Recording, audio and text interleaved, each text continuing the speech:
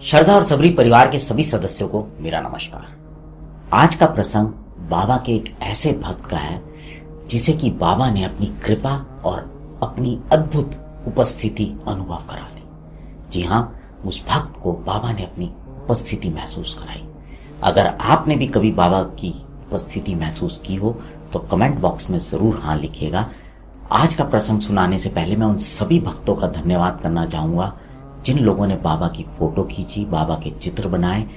उन चित्रों को हम इस्तेमाल कर रहे हैं अपने कार्यक्रम को बेहतर बनाने में। इसलिए बाबा से प्रार्थना करूंगा कि उन पर, उनके परिवार पर सदैव अपनी कृपा बनाए रखें और जो श्रद्धा और सबरी परिवार हमारा धीरे धीरे बड़ा हो रहा है, इस पर भी अपनी कृपा बनाए रखें और इसके सदस्यों का मार्गदर्शन करते रहें। तो आते हैं आज के प्रसंग में। बाबा के एक भक्त थे जिनका नाम था बापूजी शास्त्री कुलवी। बाबा से बहुत प्रेम करते थे, असीम प्रेम। एक बार सन 1918 की बात है, बाबा के समाधि से लेने से पहले की बात है। वो बाबा के दर्शन करने के लिए फरवरी के महीने में शिरडी आए और जब वो शिरडी आए थे तो अपने साथ गंगा जल लेके आए थे। क्योंकि जैसा मैंने कहा, वो बाबा से बहुत प्रेम करते थे, इसलिए उन्होंने बाबा से प्रेम पूर्वक आग्रह किया और कहा कि मुझे आप अपना अभिषेक करने दीजिए। बाबा ने उसके लिए उनको इजाजत दे दी।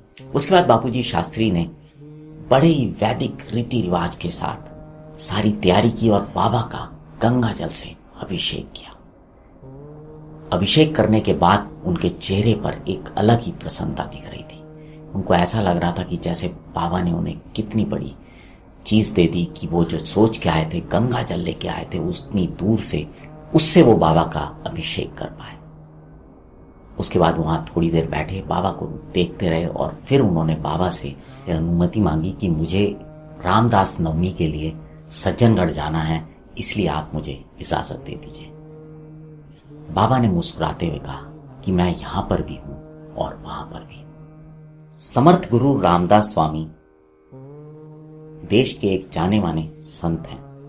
महाराष्ट्र में सतारा के पास परली के किले पर उन्होंने अपना अंतिम समय बिताया और वहीं पर उनकी समाधि है और इस किले का नाम तब से ही सज्जनगढ़ पड़ा है। समर्थ स्वामी रामदास जी की जो ये नवमी है, ये हर साल फरवरी के महीने में आती है और ये एक बहुत बड़ा उत्सव होता है। पिछले कई 100 वर्षों से ये उत्सव बहुत ही उत्साह से और जोर शोर से मनाया जाता है। तो बापूजी शास्त्री सज्जनगढ़ पहुंच गए और रामदास नवमी के दिन उन्हें बाबा के साक्षात दर्शन हुए और यही नहीं, उन्हें बाबा के पैर दबाने का भी मौका मिला, जिसको कि वो कर बहुत ही शांति और कृपा का अनुभव कर रहे थे। कुछ समय बाद बाबा वहां से अदृश्य हो गए, लेकिन जो छाप उन्होंने बापूजी शास्त्री के मन पर छोड़ दी वो हमेशा हमेशा बापूजी के साथ रही। और इस प्रकार बापूजी शास्त्री ने बाबा की अद्भुत कृपा और उपस्थिति का अनुभव किया। अगर आपने भी कभी ऐसा अनुभव किया हो तो जरूर कमेंट बॉक्स में लिखिएगा। अगर आप अपने एक्सपीरियंस को हमसे साझा करना चाहते हैं तो भी जरूर हमें मेल पे बताइएगा। हमारी मेल है radiodwarka@radiodwarka.com। और अगर आपको ये बाबा का आज का प्रसंग अच्छा लगा हो तो इसे और भी साईं भक्तों के साथ साझा कीजिएगा। अब आपसे विदा लेता हूँ। जुड़े रहें श्रद्धा और सबरी के साथ। नमस्कार।